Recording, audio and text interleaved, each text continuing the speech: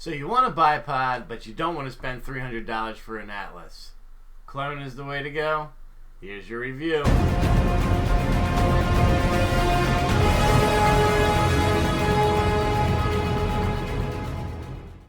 What's going on, guys? G2 here, and welcome back to the bench. And today we're going to do an unboxing and a review of this guy right here. Now, I have been in the market for a bipod for this 308 build that I'm doing, and I have an Atlas bipod already on my Remington 700, and I wanted to see if any of the quote-unquote clones that are out there are any good. I've seen mixed reviews on them. Some of them work out well, some of them work out bad. So I took a chance. I took the one on Amazon here. I bought this. This had the best reviews of all of the clones of the Atlas. So let's take a look. Alrighty. So don't need that. And that is it. There's nothing else in that box. It is just the bipod. No packaging, no nothing. So let's take a look, inspect this guy. It's a pretty even finish throughout. Fairly standard. This is our push pin here that adjusts our feet. We have a hex nut or a hex screw right here that I'm assuming loosens and tightens this up. Then we have a QD mount right here for a Picatinny rail, looks like. And then we have our knurling, which first impressions is pretty it doesn't really have, it's smooth. It's not knurled. I mean, it's knurled, but it doesn't feel like it. Should have a 5 position here, so that's 1, 2, 3, 4, 5. Okay, and that's pretty good. I mean, that's nice, positive feedback here. Very little wiggle room. That's actually really nice. Let's take a look at these here. You can see there's some kind of, oh, it's just grease. Okay, so I thought the paint was coming off. It's just grease, no big deal. And that's using a, if you can see that pin right there, that's how that is taking care of that. Rubber feet here, and it looks like we have a little pressure pin here that we can press in. I'm assuming will release and hopefully allow you to change the feet, which it does. So you can change this out with an Atlas bipod feet if you wanted to get the metal feet or a different base for this. You can easily change that out. Let's see the QD mount here. So this is in the open position. Now let's get this closed. Smooth, feels good. It has this lock on it, this little latch. You see that? So this will not release unless you engage that latch, and then it'll unlock. And I like that feature. It's on there pretty good. I mean, I'm pushing this pretty hard. I'm pretty sure I could break it, I suppose. So this is adjustable here. When you open this up, you can push this in, and you'll see this screw here will come up forward. See how it moves forward? And then you can turn it left or right to adjust the width of your rail. If it's a little loose when you put it in, if it's a little tight, you can fine tune that. Now we have here our knurled base nut here that should allow for 360-degree rotation.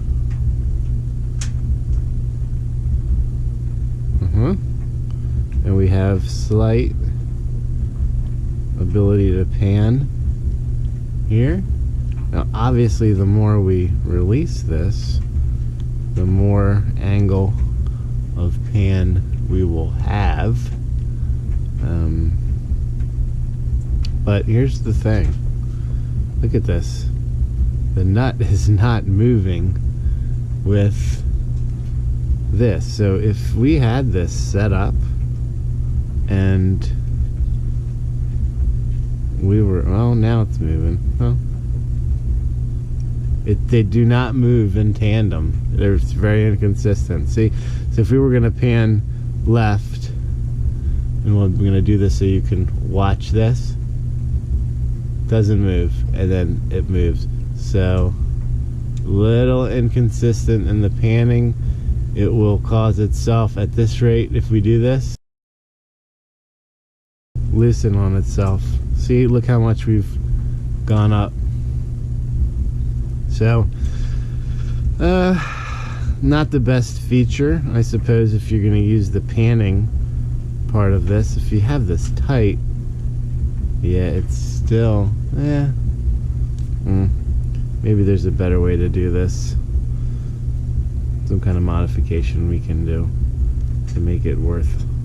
That for me is a little concerning. But if you're using it just as a straight bipod and you're not going to be panning, yeah, I guess it's fine. But that's the whole purpose of this, is to have the pan and the cant. Now these are nice, positive clicks. They're locked in. We're talking minimal jiggle. You can hear it, but it's not really moving too much. And they go all the way around. They're not tight. They're not loose either. They feel really good. Okay, so I mean, for $35, you know what? We're gonna do one more test. Okay, so before I sign off on this thing, I want to put it on the physical rifle. So we'll put this on.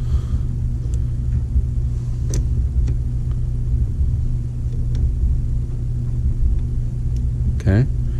QD locks on nice. No movement while it's on the mount. And this is not, this mount that I'm using here is like a generic mount. It's not a Magpul M-Lock or anything like that.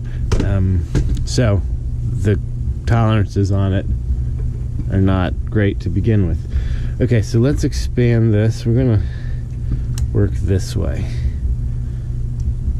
because I know a lot of you like to keep your bipods out this way. I personally prefer to have them pointing in, because it creates less of a profile towards my barrel, and I'm okay with that. I guess before we do this, I just want you guys to make sure there's not even a bolt in this thing. See, there's no bolt, so we're clear. There's nothing in the magazine. You can see no bolt, no nothing. Okay. All right, so let's set this on the first position, and we're going to set it up, and I'm putting a lot of pressure down on this, and I'm not really feeling any. There's no movement. This is just the physical, the carpet here moving, or the the mat. No movement. It feels tight. It feels good. Let's unloosen this. Well, let's go tight all the way first. And we'll go to the top position. And we're gonna angle this up and bear down on it. And it feels good. Yeah, this feels good. Feels solid. And we're going to loosen this a little so we can pan. And we have our movement here, and we can easily, now when we're doing this, the nut is actually moving with the gun. So maybe it has something to do with the weight that's being placed here, as opposed before there was no weight. Possible, not sure, but we've got good pan, we've got good tilt. Yeah, it feels good. I like it. What we're gonna do is I'm gonna take this out to the range. We're gonna run it through. We're gonna see how this thing holds up under the strain of actual shooting. But until then, I gotta say,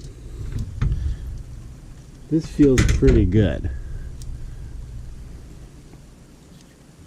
For $35 compared to my Atlas, which, I mean, the Atlas feels a little bit more beefier than this. This is kind of light, but other than that, I mean, $35 is a pretty good deal. Some of the things that I like about it, I like that the finish is all the same. I like that the QD mount has a lock on it. I like that the feet are replaceable. I like the action of the extension of the bipod. And I like the way that the feet move. Nice positive clicks with minimum movement. Some of the things that I don't like, the knurling could be better. This here, I'm going to have to work on figuring out some kind of workaround. Even though it did not do it when it was on the gun, there is a tendency for this thing, you can see now it's okay, but there's a tendency for it to start to back out on itself as you pan. So that is definitely a negative in my book. But other than that, and then obviously as a positive, the price. So I think for me right now, the positives are outweighing the negatives at this point, but it all comes down to performance. And that's what we're going to find out when we take this to the range. So make sure you check up for a follow-up review on the Atlas bipod clone. Till next time.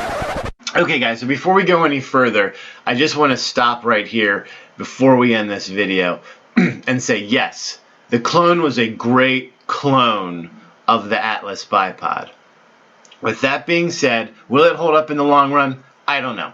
Will an Atlas hold up in the long run? Absolutely it will. There is no doubt, no question in my mind that over the period of time, the Atlas will destroy this clone in terms of durability. Now, that's the first thing. The second thing is counterfeit items in general. What you do by purchasing counterfeit items or counterfeit parts or knockoff parts or whatever you want to call them is you're supporting industries that are stealing ideas from companies in the United States, and you're essentially taking money out of their pockets. B&T Industries is the company that creates the Atlas, and what this clone company is doing now is you're taking someone who's manufacturing in the U.S., you're giving jobs to Americans, you're supporting the American economy, and instead of buying that item, we're going to buy the item, the counterfeit, the clone, from a overseas, usually Chinese manufacturer. And that, for me, is the problem. So finally, you come to this moral issue, right? So manufacturing, importing, selling products that are counterfeited of a patented product is illegal. It is illegal, but you know, some people just don't care. I do it for the videos. I would never use this thing when it came down to it. If this is a SHTF kind of situation, this thing is not making its way into my loadout at all. I can tell you that. So you got to ask yourself, if you're going to purchase these counterfeit items, why are you doing it? Personally, I think many people buy these counterfeit items because they want to be like the cool kid, the cool dude who has the Atlas, but from far away kind of looks like an Atlas, but you're not really sure. They don't know that they don't have the same durability. So you have to ask yourself, you know, why are you really doing this? If it's just something you're going to recreationally shoot every once in a while, you don't care about slop, you don't care about wiggle, you don't care about tolerances, man, it's your money. I can't tell you how to spend your money. But I will tell you that it is taking money and jobs out of hard American workers, and we're putting American companies in jeopardy by not supporting them. So I'm going to finish it on that. Until next time, guys, practice safe firearms handling at all time. Treat every weapon as if it was loaded. God bless America. God bless the Second Amendment. G2 out.